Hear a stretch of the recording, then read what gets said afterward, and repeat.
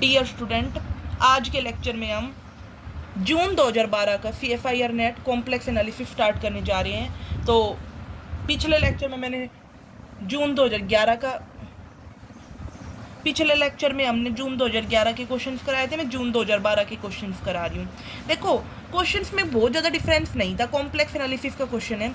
देखो, ये क्वेश्चन आया हुआ है, फी पे फी भी a complex valued function of the form f of x y, u of f of x y को लिखो u of x y plus iota v of x y. Suppose that x u of x y 3x square y है, then f को not be holomorphic, f is holomorphic on C for suitable choice of v, f is holomorphic on C for all choice of we, और you is not differentiable. इसको हमने prove करना है। देखो, मैंने लिखा हुआ है क्वेश्चन कि एफ फी पे कॉम्प्लेक्स वैल्यूड फंक्शन है। देखो सॉल्यूशन कैसे करेंगे इस क्वेश्चन का, कि अगर एफ एक्स वाई यू इस फॉर्मेट में है और यू हमारे पास ये है, तो हमने क्या पढ़ा है कि जो होलोमॉर्फिक फंक्शन है वो क्या होता है। एफ अगर होलोमॉर्फिक है, सपोज करो, तो होलोमॉर्फिक है तो इसका मतलब वो किसको सेटिस्फाई करेगा, लैप्लास इक्वेशन को, लैप्लास इक्वेशन को सेटिस्फाई करेगा। एफ होलोमॉर्फिक है तो यू भी होलोमॉर्फिक होगा और वी भी होलोमॉर्फिक होगा। ठीक है, तो क्योंकि एफ को हम यू प्लस आयोटा वी लिख सकते हैं, तो यू भी होलोमॉर्फिक वी भी होलोमॉर्फिक, तो एफ होलोमॉर्फिक होगा। ठीक है, एफ होलोमॉर्फिक है तो लैप्लास सेटिस्फाई करेगा, यानी यू भी लैप्लास करेगा और वी भी लैप्लास को करेगा। अब यू हमारे पास है 3x स्क्वायर वाई, तो 3x स्क्वायर वाई इसको डबल डेरिवेटिव करो, तो यू को यू से करवाओ satisfy, u of x y, तो कितना आएगा 3 6 एक्स वाई, और वी करेगा तो फॉर यू का डबल डेरिवेटिव, तो कितना आ जाएगा 6 वाई। ठीक है, ऐसे ही अगर हम y के रिस्पेक्ट में करेंगे तो क्या आएगा, y के रिस्पेक्ट में करेंगे तो 3x स्क्वायर, यहाँ पे देखो, और दूसरा करेंगे तो 0। अब दोनों का सम करके लिख दो, तो ये 6xy आ गया। तो क्या ये 0 के इक्वल हुआ? नहीं, तो इसका मतलब ये होलोमॉर्फिक नहीं होगा। तो फर्स्ट आंसर जो है हमारा करेक्ट हो गया।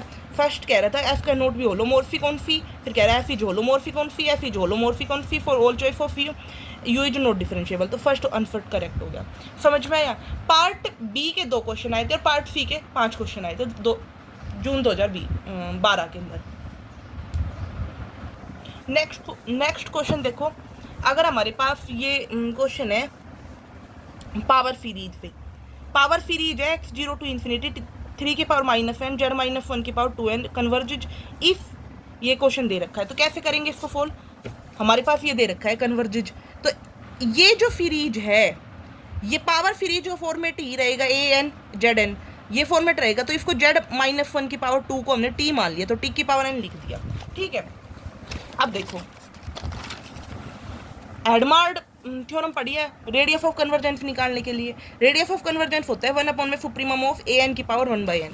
तो an कितना है 1/3 की पावर n, यानी कि 3 की पावर -n है ना an, तो उसकी पावर 1/n कर दी, तो यहाँ पे 1/3 आ गया। तो 1/r जो है कितना आ गया 1/3, तो यानी कि 3 आ गया। r हमारे पास 3 आ गया, r3 आ गया, r3 आ गया। अब r जो है कन्वर्जेज के लिए क्या कंडीशन होती है, कि कन्वर्जेज के लिए कंडीशन होती है कि z जो है लेस देन r होना चाहिए कन्वर्जेज के लिए, और z का काम यहाँ कौन कर रहा है, t कर रहा है, तो t लेस देन r होना चाहिए। t कितना है z -1 का square which is less than r। ठीक है, अब z -1 का स्क्वायर का मतलब r कितना है 3, तो स्क्वायर का रूट, तो यानी कि ये सीरीज कन्वर्जेंट होगी। तो ऑप्शन यहाँ पे देखना कौन सा ऑप्शन, थर्ड ऑप्शन सही हो रहा है, थर्ड ऑप्शन सही होगा। ठीक है, आगे फोर्थ क्वेश्चन देखो, थर्ड क्वेश्चन देखो, सॉरी। मीरोमॉर्फिक फंक्शन है सी से मीरोमॉर्फिक फंक्शन है एनालिटिक एट 0 पे, satisfying f of 1/n is equal to 1/2n+1 for all n greater than 0 के लिए, f of 0 1/2, f has a simple pole at z equal to -2, f of 2 is equal to 1/4, no such meromorphic function exist. Meromorphic function का मतलब होता है कि pole singularity होगी। तो f of 1/n is equal to 1/2n+1, 1/n बाहर ले लिया तो 2 + 1/n, 1/n को हमने z मान लिया। ठीक है, जब इस तरीके के क्वेश्चन होते हैं तो हमने पीछे भी मैंने 2011 में भी करवाए थे ये इस तरीके के क्वेश्चन ऐसे ही आए हुए हैं। 1/n को z मान लिया, तो z अपॉन में 2 + z। ठीक है, z अपॉन में 2 + z, ये आ गया। अब एफ ऑफ 0 पे वैल्यू पूछा है, तो एफ ऑफ 0 पे वैल्यू पूछे तो 0 डालना इसके अंदर, यहाँ पे 1 है, 1/2/z 2 + z। तो यहाँ पे z को 0 डालेंगे तो 1/2 आ गया। f(2) पे वैल्यू पूछेगा तो z को 2 डाल दो, तो z को 2 डाला तो 1/4 आ गया, 1/4 आ गया। फिर कह रहा है कि फिर कह रहा है आगे फिर आगे कह रहा है कि f है जी सिंपल पोल एट z = -2। तो देखो सिंपल पोल तो -2 के ऊपर ये कितना बन रहा है, एनालिटिक नहीं है z एट z = -2 पे। तो हमने z + 2 और f(z) लिया, तो f(z) z + 2 1 आ गया। तो यानी कि z = -2 पे एग्जिस्ट तो कर रहा है, तो इसका मतलब इसके पास मतलब z = -2 पे एग्जिस्ट कर रहा है। तो इसका मतलब क्या होगा कि सिंपल पोल तो होगा। तो और लास्ट ऑप्शन कह रहा है कि इसके इस तरीके के और भी मेरोमॉर्फिक फंक्शन एग्जिस्ट करेंगे, हाँ एग्जिस्ट करेंगे, पर ये ऑप्शन कह रहा है नो सच मेरोमॉर्फिक फंक्शन एग्जिस्ट। तो फर्स्ट सेकंड थर्ड ही करेक्ट होगा, फोर्थ नहीं होगा। अब अगला क्वेश्चन देखो, f जो है वो एंटायर फंक्शन है और इमेजिनरी जो है वो z > है, तो रियल कांस्टेंट होगा, f कांस्टेंट होगा, f आइडेंटिकली 0 होगा, f डैश नॉन जीरो होगा। तो हमने पिछले लेक्चर में मैंने करवाया था, उसमें भी मैंने ये क्वेश्चन करवाया था कि अगर एंटायर फंक्शन है, बट वहाँ पे क्या था, वहाँ पे रियल बाउंडेड था। तो एक रिजल्ट पढ़ा है हमने, देखो मैंने ये 2011 के क्वेश्चन में ही करवा रखा आपको कि u बाउंडेड है, u बाउंडेड है तो u का मोड <= और f(z) एंटायर, f एंटायर तो f(z) एंटायर, तो e की पावर z भी एंटायर होगा, ये रिजल्ट होता है। तो यहाँ फिर लिवोली थ्योरम क्या कहते हैं, एंटायर और बाउंडेड फंक्शन क्या होते हैं, कांस्टेंट। तो यहाँ पे f(z) u + f भी लिखते हैं, u बाउंडेड है तो g(z) ये भी बाउंडेड होगा। तो f हम इसको देखें तो u को f(u + v लिख सकते हैं, और यहाँ पे क्या लिख सकते हैं, e की पावर u + v। अगर u यहाँ पे इमेजिनरी बाउंडेड दे रखा है, इमेजिनरी बाउंडेड है तो u भी बाउंडेड होगा क्योंकि f भी बाउंडेड फंक्शन है। तो यहाँ पे हमारे पास ये आ जाएगा ये, और इसकी वैल्यू 1 होती है, और ये भी बाउंडेड हो गया। तो बाउंडेड हो गया, बाउंडेड प्लस एंटायर फंक्शन क्या होते हैं, कांस्टेंट। तो रियल कांस्टेंट और इमेजिनरी कांस्टेंट, यानी कि 2 ऑप्शन ए और बी करेक्ट आंसर हो जाएंगे। अगला क्वेश्चन देखो, जो हमने पीछे किए थे ना बिल्कुल सेम है, कुछ भी डिफरेंस नहीं है, थोड़े थोड़े डिफरेंस है बस। जो 2011 में आए हुए हैं कि सेम टू सेम कॉपी पे ही 2012 में आए हुए हैं। लेट एफ डी फिर डी होलोमॉर्फिक फंक्शन है with f of 0 0, f of 1/2 0 है, डी हमारे पास ये है, और कौन सी स्टेटमेंट सही होगी बताओ। हमने पीछे भी यही किया था क्वेश्चन, को डिफरेंस थोड़ी है, थोड़ा फार्ट्स लेमा लगाया था। फार्ट्स लेमा क्या कहते हैं, f ऑफ z का मोड <= z का मोड की पावर n, और f ऑफ n की पावर 0 का मोड <= n फैक्टोरियल। फार्ट्स पिक लेमा लगाना है। फार्ट्स पिक लेमा क्या कहते हैं, f dash a <= f1 - f of a का मोड का स्क्वायर। और अब देखो यहाँ पे किसकी वैल्यू दे रखी है, f ऑफ 0 0 है, f ऑफ 1/2 0 है। तो कौन सी स्टेटमेंट ठीक है। तो यहाँ पे क्या आएगा, 1 - f of a, f of a का मतलब f ऑफ a यानी कि 0 अपॉन में 1 - 0, तो 1 आ गया, ये तो हमारे पास 1 आ गया। एक तो f डैश 0 कितना आ जाएगा, <= 1 आ गया।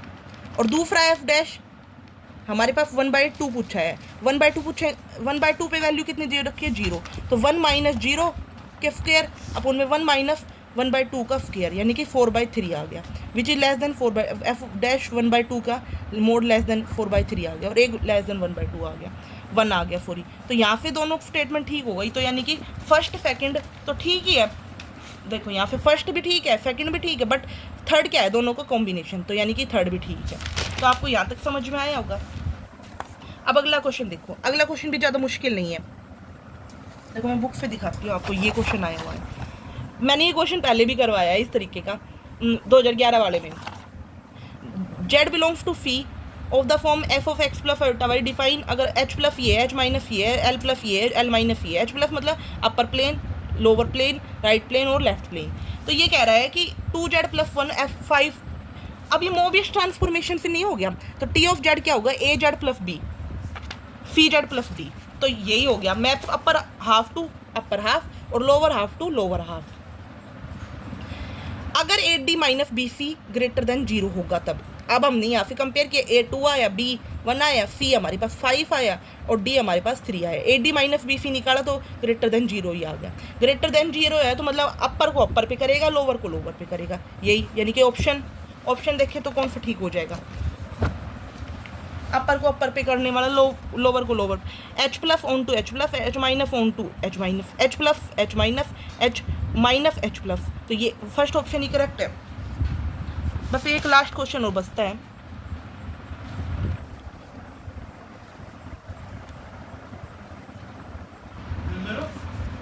Eight z equal to 0 the function f of z equal to exponential z upon में 1 minus cos of z has removable singularity at a pole essential singularity Laurent expansion around z equal to 0 infinite many pole positive and negative power of z. ये question आया हुआ है जून 2012 में। अब देखो ये question मैंने लिखा हुआ है, तो इस एफ ऑफ जेड हमारे पास एक्सपोनेंशियल जेड अपॉन में 1 माइनस कोफ ऑफ जेड दे रखा है, जेड अपॉन में 1 माइनस कोफ ऑफ जेड दे रखा है। जब भी हमने सब किया तो यहाँ पे हमारे पास जब हमने लिमिट डाल ली इस पे जेड अपॉन में कोफ ऑफ जेड पे, तो हमने देखा 0/0 फॉर्म आई, 0/0 फॉर्म आई तो एल हॉस्पिटल रूल लगा दिया, जेड का 1 और 1 माइनस कोफ ऑफ जेड का साइन ऑफ जेड, तो ये इन्फिनिटी आ गया। तो यहाँ से हमने जब इस पे क्योंकि ई की पावर है, ई एक्सपोनेंशियल है तो ई की पावर है, तो ई की पावर इन्फिनिटी आ गया, तो लिमिट एग्जिस्ट नहीं करेगी। लिमिट एग्जिस्ट नहीं करेगी तो इसका मतलब क्या होगा, एसेंशियल सिंगुलरिटी होगा। और एसेंशियल सिंगुलरिटी ये भी कहती है कि लोरेंट एक्सपेंशन जो है, एसेंशियल सिंगुलरिटी का जब हम रिजल्ट में पढ़ेंगे तो ये भी पढ़ेंगे कि लोरेंट एक्सपेंशन जो है एफ ऑफ जेड का around z equal to 0, z equal to 0 पे ही है लिमिट, मतलब limit exist does not exist, तो has infinite many positive and negative power. Positive power भी रखती है और नेगेटिव पावर भी रखती है, तो फोर्थ ऑप्शन भी सही हो गया, थर्ड भी सही हो गया। तो इसमें थर्ड और फोर्थ दोनों ऑप्शन सही है। आई थिंक आपको ये वीडियो समझ में आई होगी। Thank you for watching my video, and if you like my video then subscribe my YouTube channel, and next में मैं आपको दिसंबर 2011 के दिसंबर 2012 के question कराऊंगी। If you like my video then subscribe my YouTube channel.